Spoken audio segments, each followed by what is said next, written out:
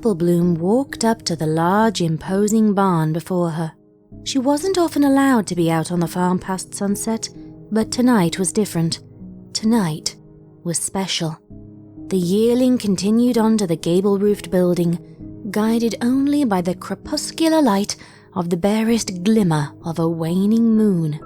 She had not been out on the farm at midnight in a very long time, and despite her intimate familiarity with every rock, tree and root, this world seemed different and unknown to her.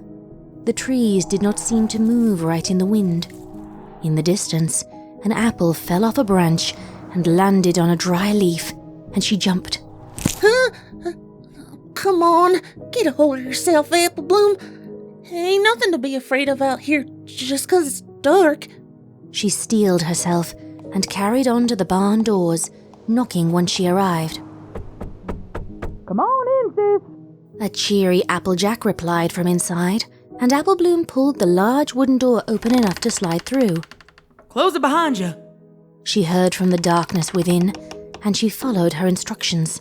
Why y'all got it so dark in here, AJ? You know this ain't safe for working. She furrowed her brow, trying to make out anything in the midnight barn. This ain't safe work. Came a whisper in her left ear.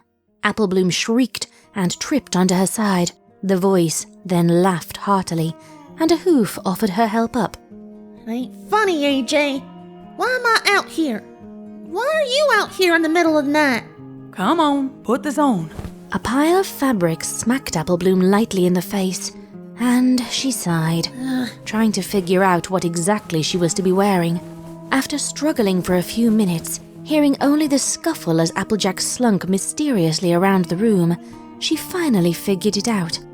It was a hooded cloak, and as her eyes adjusted to what light they could get, she figured it was just as black as the room she was in.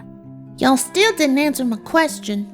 I told you to come out here in the middle of the night because, well, it's nightmare night, Applebloom, and there are traditions in this family that you have yet to be told. Got your cloak on, right? Applebloom mulled over the answer given, wondering what tradition she had somehow not only been kept out of the loop on, but had avoided all of her prying eyes and ears over the years. I think so, but I can't see a darn thing to tell you. All you do is complain. One more minute, and there'll be some light. Applebloom plopped onto her flank, still waiting next to the heavy wooden doors. For all that she could see after being in the dark, Applejack had some mess on the floor and was busily moving from pile to pile of something. In a literal flash, a match was struck, and Applebloom flinched away from the sudden light. A little warning next time, please. Sorry. Applebloom turned back with newly adjusted eyes and blinked. Applejack was moving slowly in a star formation, lighting candles set around a circle with symbols. Applejack, what is that? Applebloom said, her voice monotone and her eyes open wide. This here is your funny magic, she replied, lighting the last candle before stomping her match out. Sorry. This is Earth Pony magic, Applebloom, and you're old enough to learn what it is and why we do it.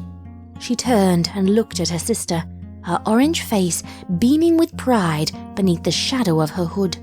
And I'm old enough to teach you, like Granny taught me, and her pa taught her. Applejack, what is this? I don't like it. Applebloom shifted slowly around the circle, scuffed into the dirt floor of the barn. Within the circle was a ring of eldritch symbols, gleaming red in the candlelight. Within that was a pictogram of... She was not sure. It looked a bit like Discord's silhouette, but the horns were wrong. What is that made out of, AJ? All you're gonna do is worry, huh? It's paint that we use for the side of the barn. This brought a little bit of relief to Applebloom, but she still felt strange, staring at the strange glyphs before her. Okay, all right. You're playing a joke on me, ain't you, AJ? Applejack brought her hood down and sat next to her sister. The proud smile came off her face, and she looked at Applebloom with concern and love. It ain't a joke, Applebloom. Though I suppose it might all feel like one. Y'all need to know what this is, and how to do it, and we'll do it every year until I can't, and then you can teach the next generation of the Sweet Apple Acres family. I'm sorry I haven't been taking your concerns seriously. She looked out at the circle before her, and the dancing shadows cast by the candles. I've been doing this for so long now. I guess I plumb forgot how I felt the first time, too. Applebloom leaned against her sister, feeling the familiar warmth come through the cloaks. I'll forgive you. But can you tell me what it is? You know how we haven't had a bad year on this farm for as long as any of us can remember? Well, kinda. What about a few years back? We didn't have as good a harvest as usual. No, but we still had a harvest. Mother Nature still has to play her part. But, well, this tradition is why we ain't ever gone hungry. Why the apple trees never outgrow their roots and fall. Why during dry years we ain't ever get a lightning strike. We do a deal. A deal? Applebloom repeated, staring hauntedly at the circle. With who, Applejack? I don't know, and I don't think it's liable to tell us. Nor do I think it's a good idea to know for all that matter. Then why do we do it? 'Cause the cost is cheap, and it keeps our family safe. Come here, sis. Applejack moved around the circle to the back of the barn and pulled a sheet of burlap off a pile. In it was a white rabbit, hopping silently around in a small critter trap.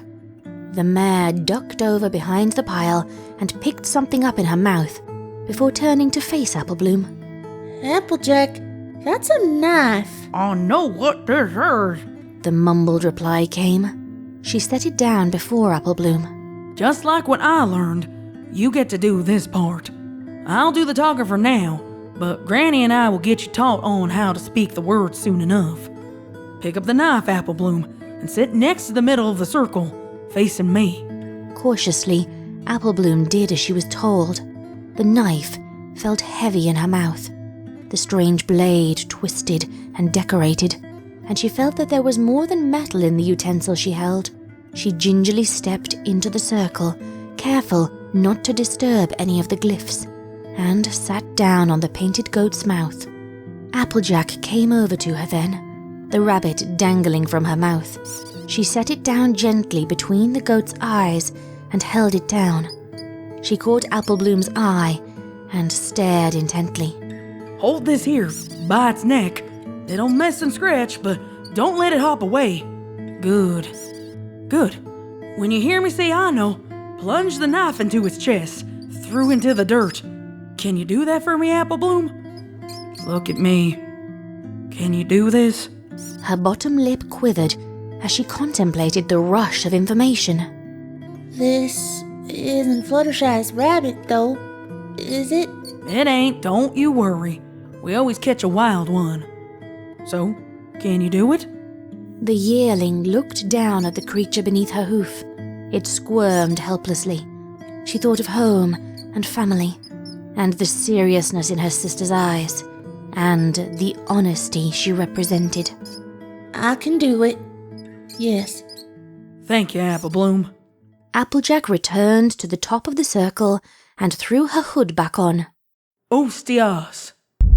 She began, and the room suddenly turned completely pitch black, save for the two ponies and the circle.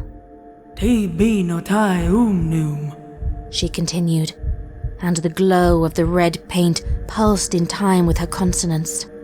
Familia nostrad tutum. The paint now pulsed to Applebloom's heartbeat. Cold sweat overcame her, and she felt as if all heat from the hot fall weather had been sucked out of existence. Servariano! Hearing her keyword, Applebloom drove her head down towards the rabbit, plunging the knife through until the hilt hit flesh. It screamed, its horrible, endless shriek overcoming Applebloom's ears. It went on, and she too shouted in pain as her ears throbbed along with the glow around her. And then there was silence. A small pool of blood flowed out from the rabbit, but seeped into the ground between the goat eyes like rainfall on sand. Applebloom watched as the rabbit mummified before her, watched as the skin vanished to dust, watched as the skeleton broke down into dirt before her. The goat eyes pulsed one final time, and then the light came back to the world. Applebloom stood, shaking, realizing then that the knife was still in her mouth. She retched and stepped back, collapsing to her haunches. Applejack walked to her, kicking the painted symbols out as she did so. That's it, Sugar Cube. You did pretty well. I did? She didn't believe it. It felt wrong. But she also felt the warmth of her sister, and of the candles, and their light, and of another sense entirely. She realized she had felt it whenever she stepped foot onto the acreage. She had always thought that was the feeling of home. She supposed now that it was her home that supplied that comfort, but not in any way she would have expected. You did, sis. Come on now. Help me clean this up. Applejack said softly, blowing out the candles.